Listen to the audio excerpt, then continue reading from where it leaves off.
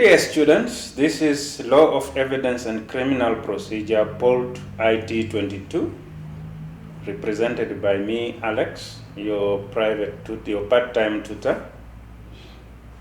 This subject is providing you with information to prepare you for examination.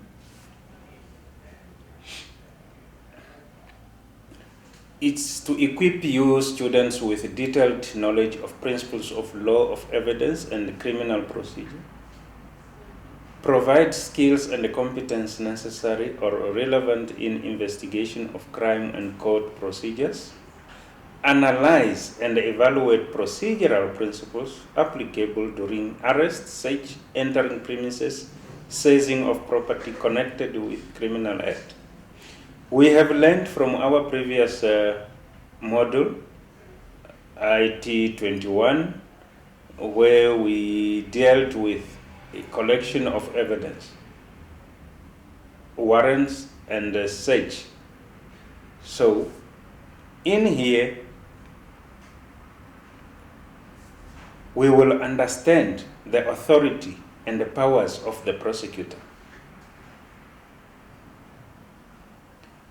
To understand the requirements for lawful arrest, search and seizure of property, burden of proof, specific kinds of evidence, nature of evidence, oral, real, documentary, indirect, and circumstantial, admission and confession, relevance, admissibility, and the way of evidence, opinion, similar facts, character and hearsay evidence, preservation and preparation of evidence, principles of cross-examinations.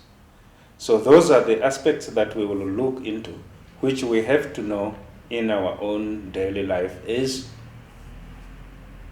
we proceed in our career as police officers. Unit 1, Authority and Power of Prosecutors. Dear students, authority and power are two different words when it comes to the prosecutor's authorities. Authority, it means the process in which the prosecutor is allowed or is authorized to act. The power, it's what the prosecutor can do. So those two words are very important in your course, because they will determine the authority of the prosecutor and the power of the prosecutor. What is the authority of the prosecutor? The powers to prosecute in an offense remains with the state, of the Republic of Namibia.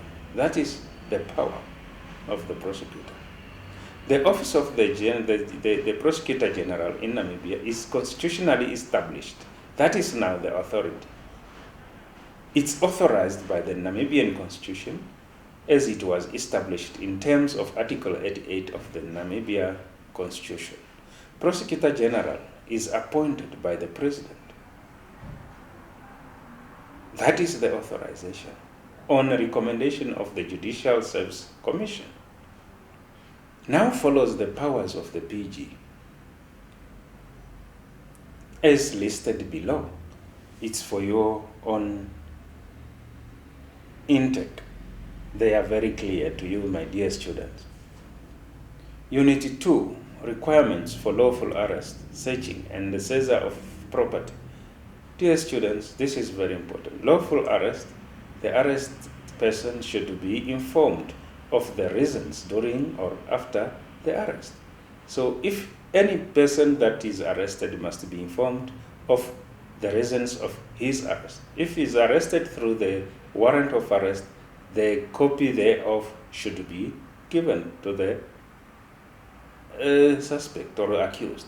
Seizure, under Section 20 CPA, the state may seize anything, either within or elsewhere. Seizure under search warrant, seizure without a search warrant. So all those are the requirements of lawful arrest. Requirements of search warrant. What are the search warrants requirements? Remember, we have the lawful arrest requirement, the search warrant requirements. So it's for you, dear students, to understand the difference among the two.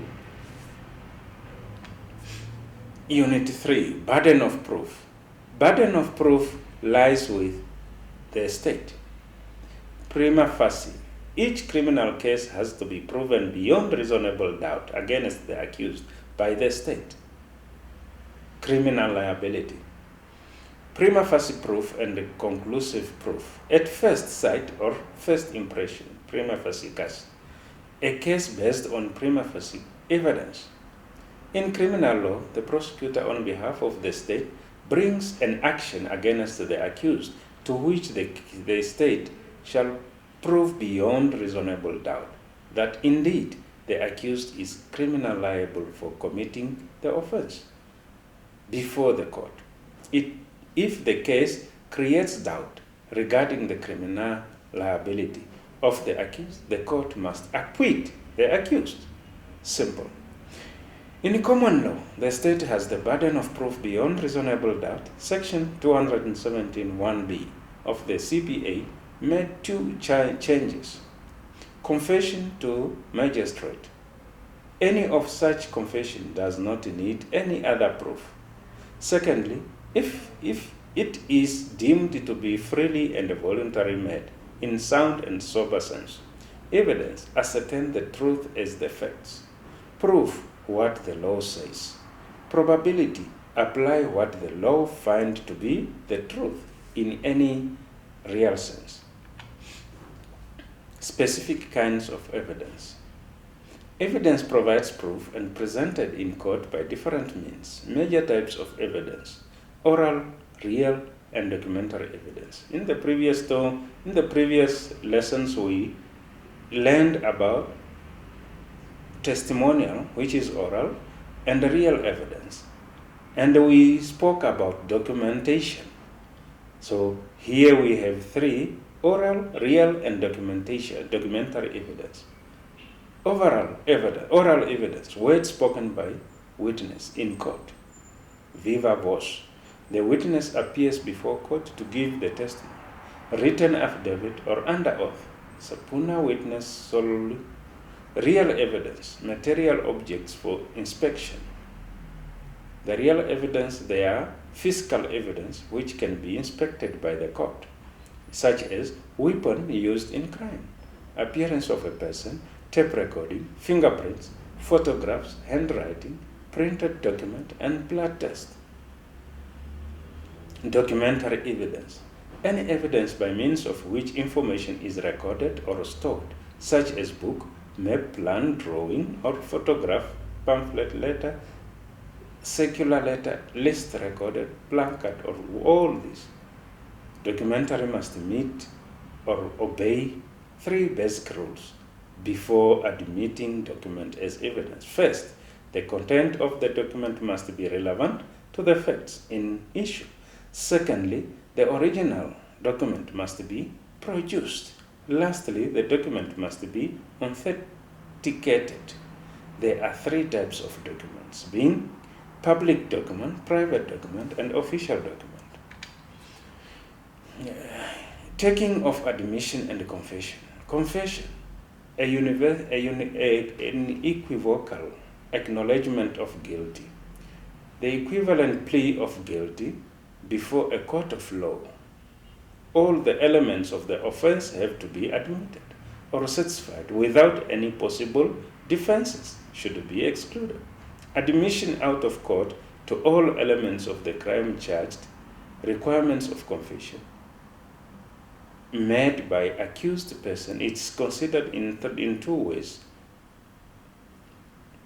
made by accused himself or herself to peace officer, freely and voluntary, sound and sober sense, without having been unduly influenced, confirmed and reduced to written in the presence of magistrate or justice. Section 334 and 217 of CPA, peace officer, magistrate, justice of peace, and police officer. Constitutional right of confession or admission. right to remain silent, not to be compelled, legal representation, minimal of self-incrimination evidence, admission, a statement or conduct adverse to the person from it emanates, types of admission, formal and informal admission, requirements, voluntary and sound and sober sense. Why exclusive voluntary obtained admission? Possibly unreliable forced admission to uphold the privilege of self-incrimination and to protect the citizen from abuses. Unit 6, Relevance and Admissibility and Way of Evidence. This is very important, dear students. What is the relevance of admissibility and the way of evidence? Police officer investigating a case who testifies as a witness in a court should produce reliable and relevant evidence to the court in order for the court to reach their correct decision based on the availability of facts before it, failing to adhere to the rules of the law of evidence, which is inadmissible.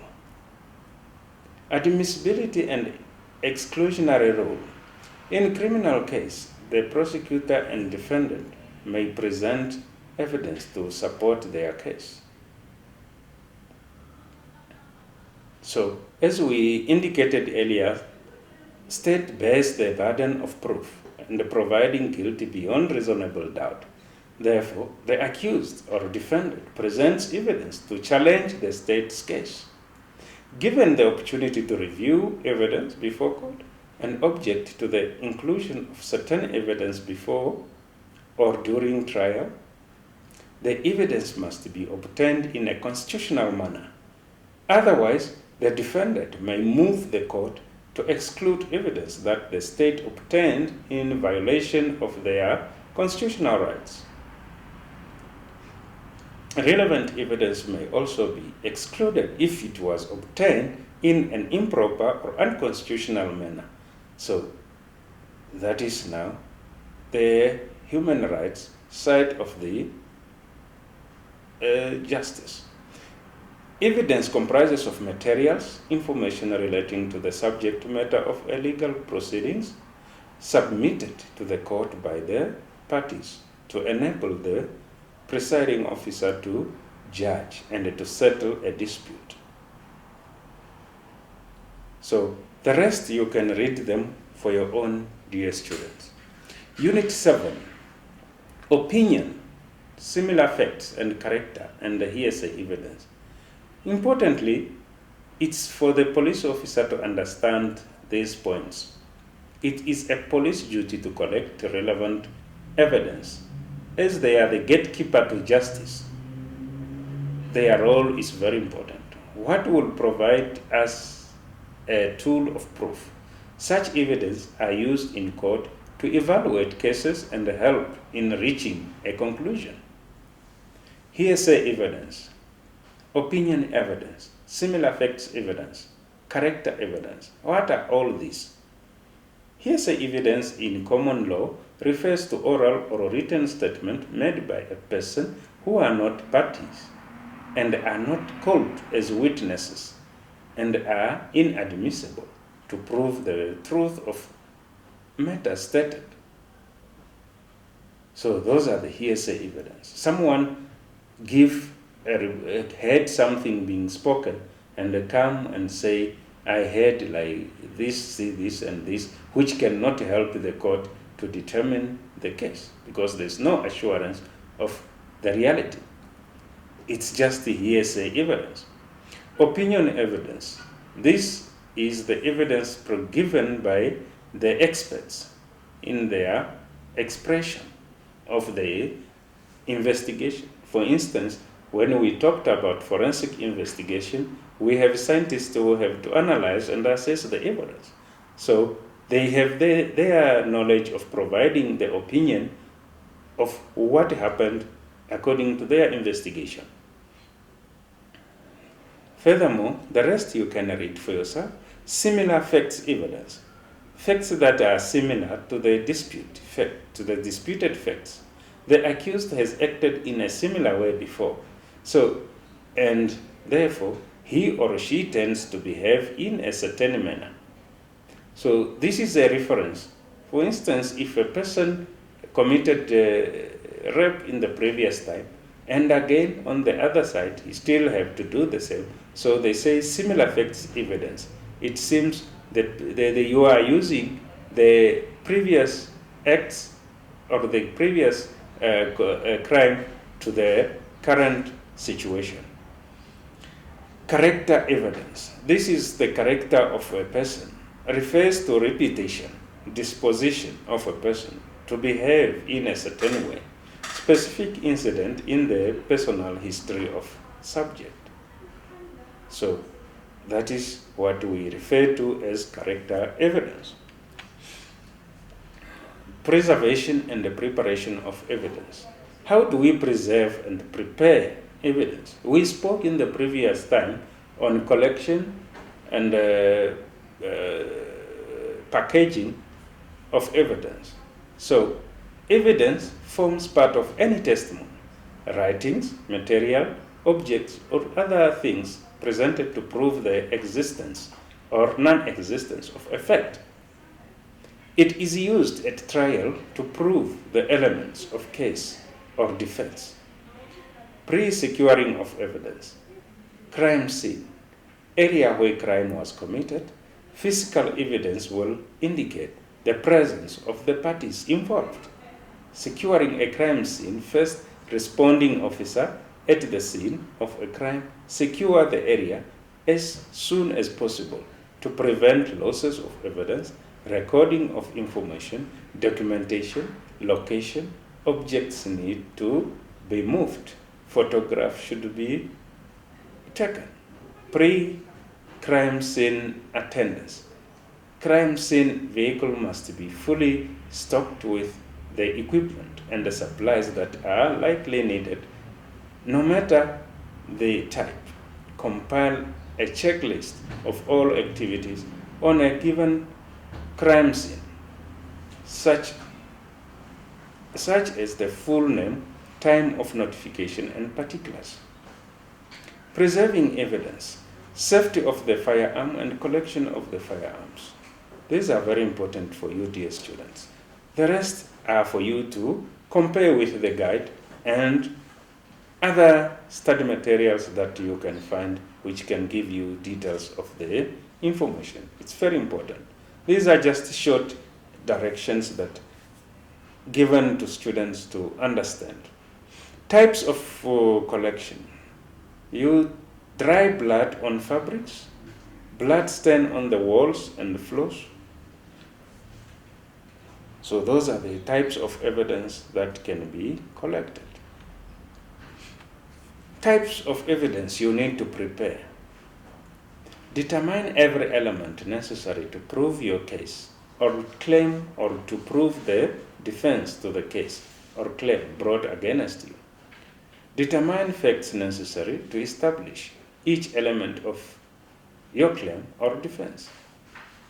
The four categories of evidence from which to choose: demonstrative, experimental, scientific, documentary, witnesses. What do we mean by demonstrative? It's experimental and scientific evidence. Physical objects, e.g., clothing, weapons, tools, machine, photographs, maps, models, computer, animation, motion pictures, diagrams, x-rays, and physical examinations. Experimental evidence, as a result of experiment conducted outside or inside the court under circumstances similar to those of giving rise to the issue in the case. That is experimental evidence. Scientific evidence is produced by expert. Now, scientific techniques such as experiments, chemicals, and other tests. Documentary evidence.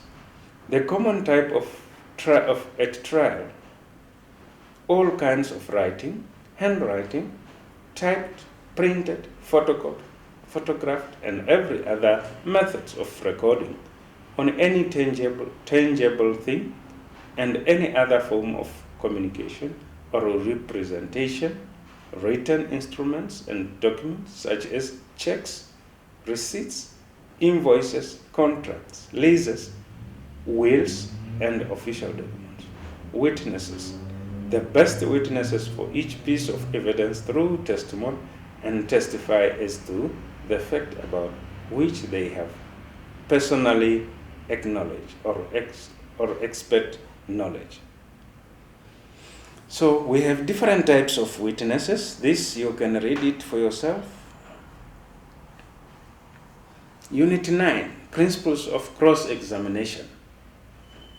An absolute right and essential to fair trial. So, dear police officers, dear students, this is very important.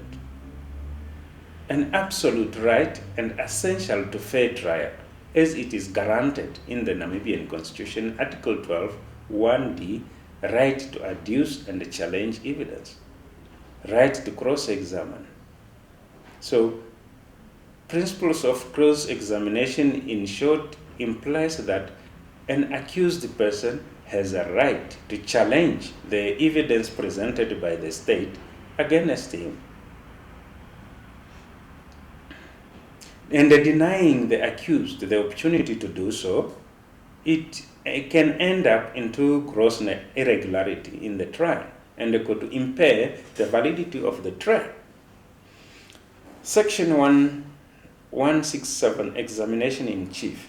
Court may examine witness or person in attendance with the aim to firstly elicit favorable facts from the witness, secondly to impeach the credibility of the testifying witness, thirdly to lessen the weight of unfavorable testimony, and lastly to make the witness give clear evidence. Very important, dear students.